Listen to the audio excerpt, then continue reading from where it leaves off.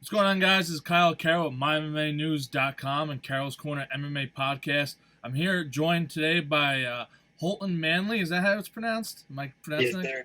And Alexa. Appreciate you guys joining me. Now, Holton, you just fought this past weekend, and Alexa, you're fighting this weekend coming up.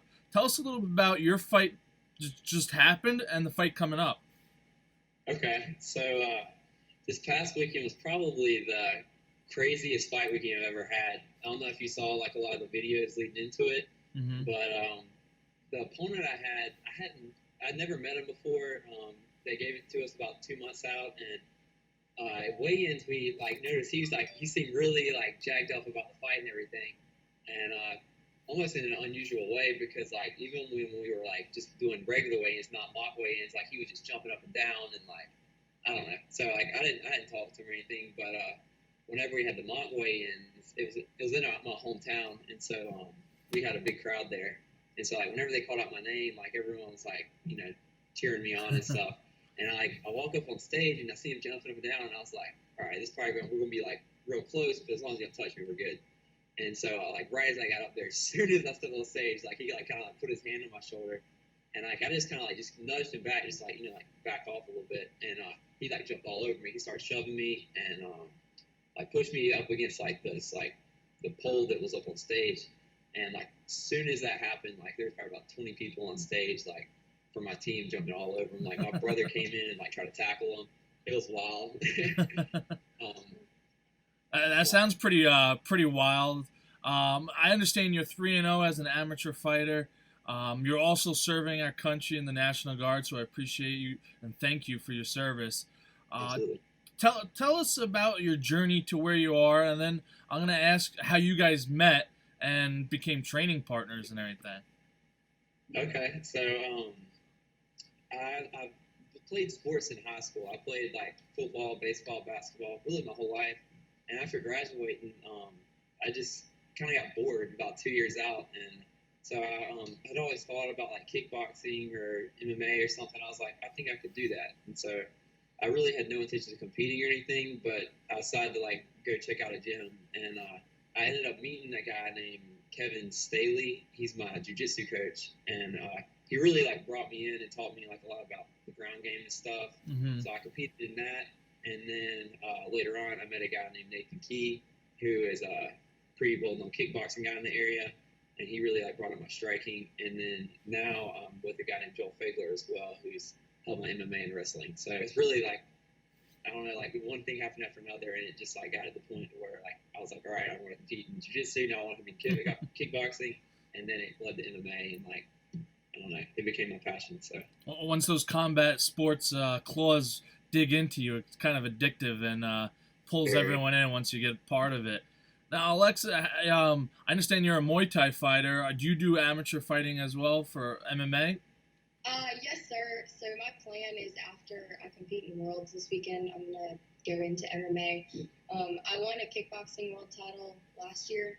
So this year I'm going back hoping to win the Muay Thai title, and then I'll make my way into MMA. Awesome. And as a striker, and you guys mentioned to me that you're training partners. How did that come about? Were you both fighters before you met? Yeah. Yeah. You want to tell about it?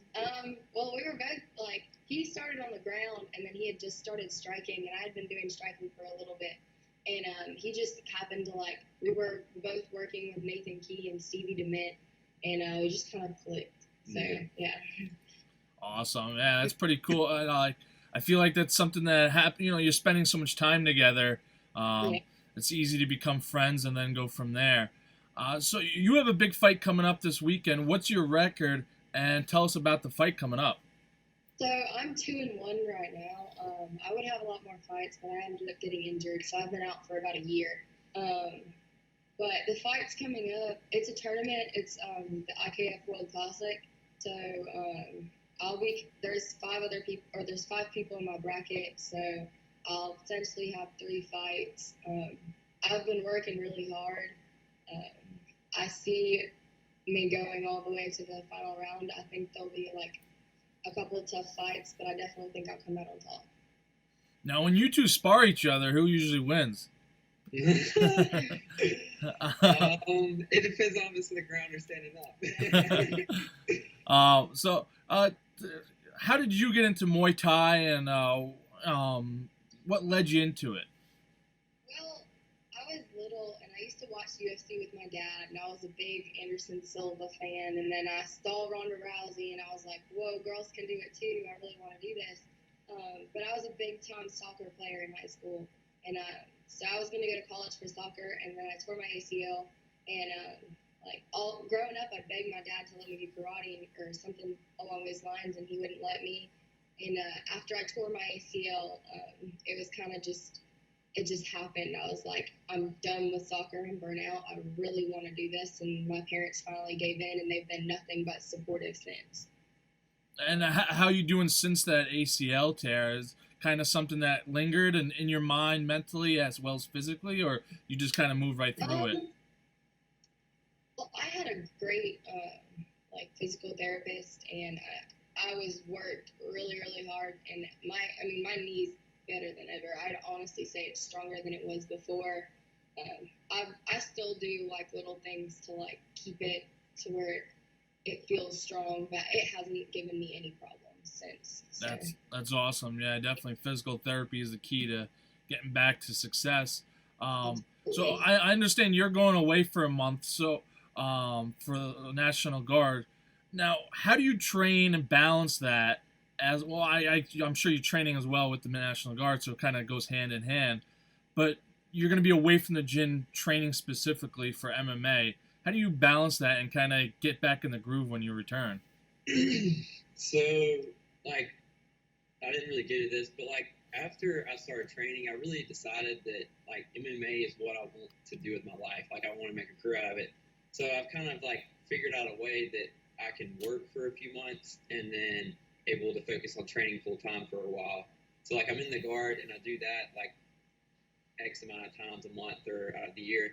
But then I have like another contracting job I do for like a month out of the year. So basically, in all, I work for about 2.5 months and I train for about 10 months. So I really don't even think about it while I'm with the guard. I just try to use that as time to like rest my mind and do what I have to do with them. And then when I come back, I'm able to just give training my 100%. So yeah, that's a pretty good situation. Absolutely. You get that time to recover outside of MMA, and then you come back and you're training full time. So that is a pretty good situation.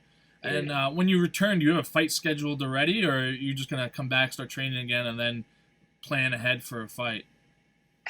I'm not 100% sure yet. I mean, as soon as I get back, I want to be getting in fight shape ready and be ready to take a fight. But I'm not sure what's going to be yet. I kind of want to fight for a belt, but we'll see like what promotions are around in that time when I get back and stuff and what lines up.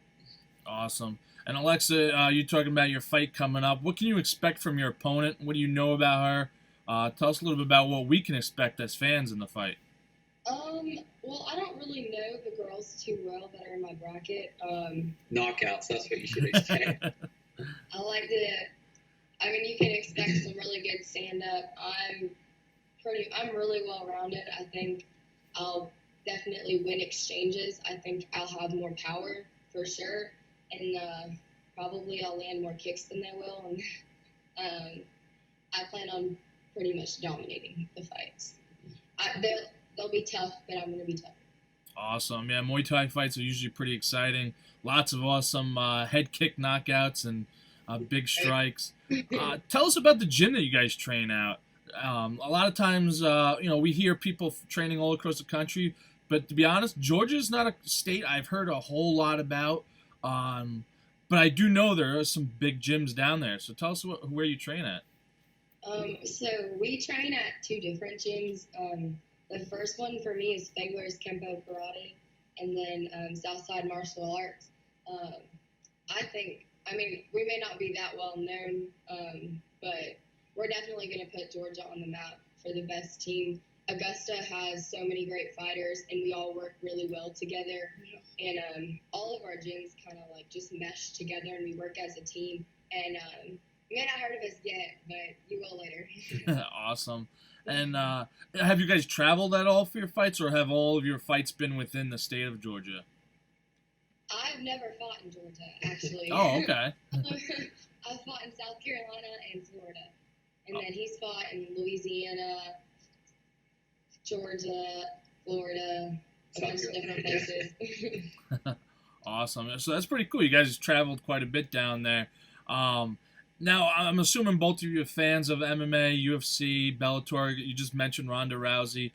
Tell us some of the fighters that you're fans of and who you enjoy watching. My favorite fighter is Valentina Shevchenko. I just think she's like the best pound for pound MMA fighter. I think that's kind of the style that I am, so I really like her. Awesome. And if your style's like her, I definitely have to see you fight sometime because she's a beast and gets in there. And Holton, how about you?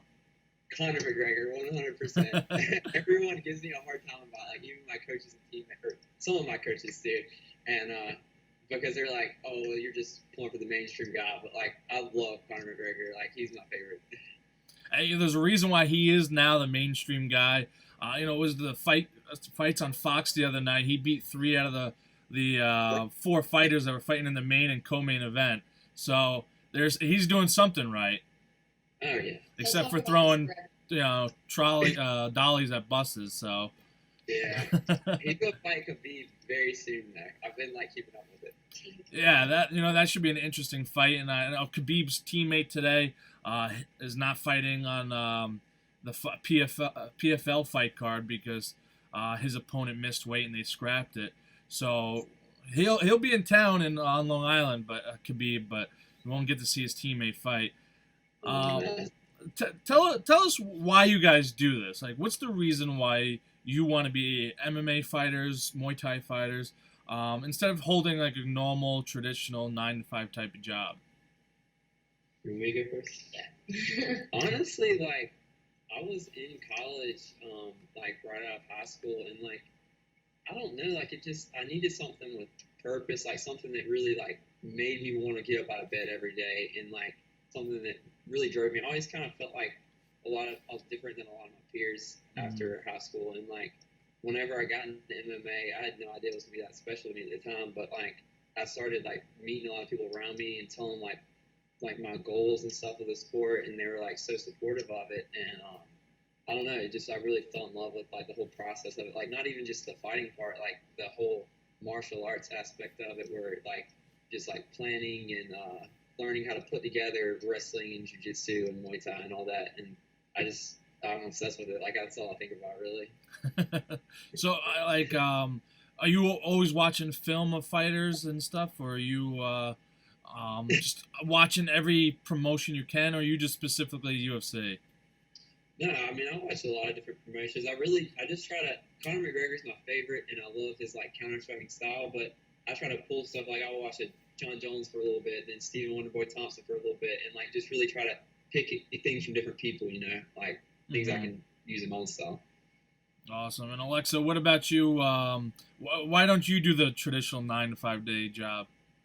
Well, I'm in school right now, but there's not the same fire. Like, I've never been so obsessed with something. Even all those years playing soccer, I did it because I was an athlete and I loved to compete, but it just wasn't the same. Like, I love it so much, and I love training, and I'd love to do it as a living.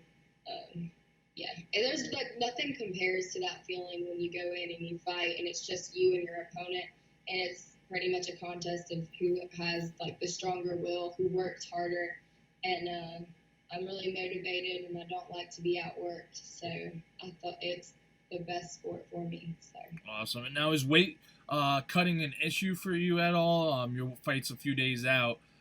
Is that an issue at all? Is that something that you're pretty confident in? I'm pretty confident in it. I mean, it's not the funnest thing in the world, but I make weight, and it hasn't been as hard as I was expecting. This is the lowest I've gone to fight at 125, but I thought it would be a lot harder. It's honestly not difficult at all. I'm doing really well with it. He helps me, and we kind of help each other meal prep and stuff. So for us, it's not really a big deal. I'm sure that makes life much easier when the person you're dating and around all the time is in a similar situation. And Holton, what weight class are you fighting at? And has weight cutting been something new to you? Has it been easy? So far it's been pretty easy. I fight at 155. Okay. And so what I did is like my first jiu-jitsu tournament, I didn't know anything about weight cutting at the time. I competed at 170, and I was like, dude, I was like the smallest person in the weight class, and I still won it, by the way. But I was like, I need to go lower. So the next tournament I did, I kind of like talked to a lot of people, because at the time, like I didn't have a lot of resources. I just started, and I talked to people about how to lose weight and stuff. And so then I went at 55. And that time, the first time I did it, it was pretty tough. But I've done it like 10 to 12 times now, and like it's really easy for me. So, but my plan is I really want to go to 145. I think getting 55 has got kind of easy for me. So I may take a fight at like 150 or something and see how that goes, and then when I go professional, 145 is where I'm fighting at. So awesome. And speaking of professional, both of you being amateurs, how many more fights as the amateurs do you plan on taking before turning and making that leap to the professional level? I really don't have like a certain number, but it's really just more about when I feel like, I mean, we spar with a lot of professional fighters. Jason Fagler is one of them. Nick Wesley's one of them. I don't know if you've heard of them. They're from around here, but it's really like I'm gonna listen to my coaches, and when they feel like I'm ready to turn pro, I'll turn pro. So I'm picturing maybe like a year and a half, 2 years from now. Awesome. And out of curiosity, Alexa, I'm gonna in a second ask when you plan on turning pro as well. But how old are you guys? I'm fairly young, I assume. What age are you guys? I'm 22 and she's 19. Okay, yeah. So you guys are still babies in the world of MMA. Right. That's a good thing, though. Yes, very good. And Alexa, what's the timetable for you to turn pro? I don't really have like an exact time frame or how many MMA fights I'm gonna take. I just want the experience. When I go pro, I'm gonna I want to dominate. I don't want to so I'm gonna take amateur fights, and I'm not gonna take easy amateur fights.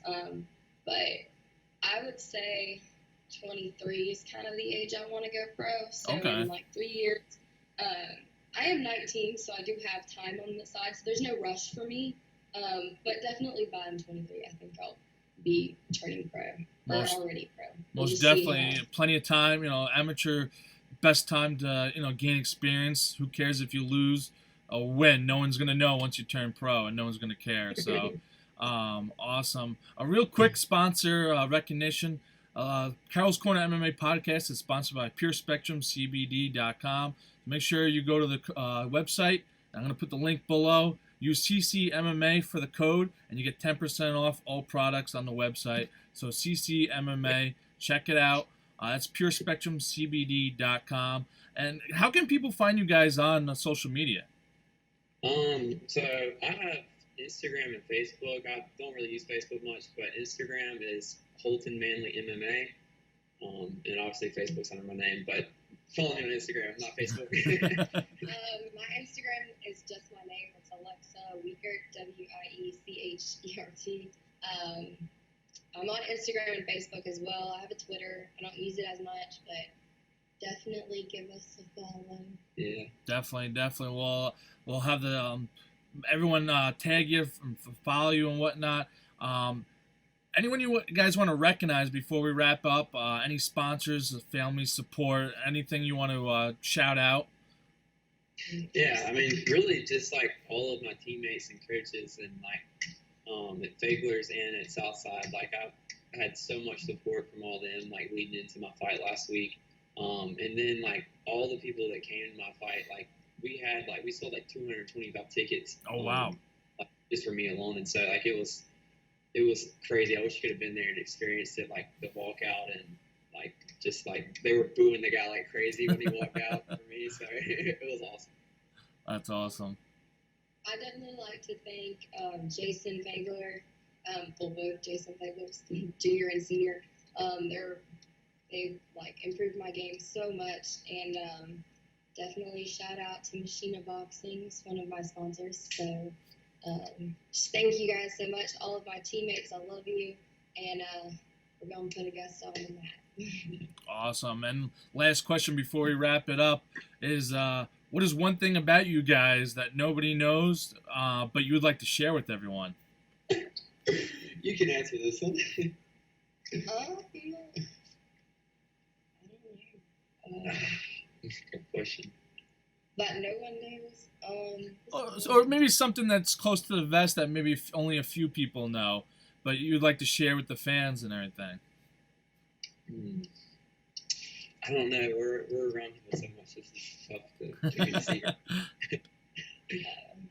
I guess. Well, I'm still in school for pre-physical therapy, so okay. That's, and not a lot of people I train with kind of know that. They just know I'm in school. So. Cool. No, I'm not in school. That's not everybody knows about me. Awesome. Well, hey guys, I appreciate you taking the time and joining me on the podcast. Looking forward to seeing you fight Alexa.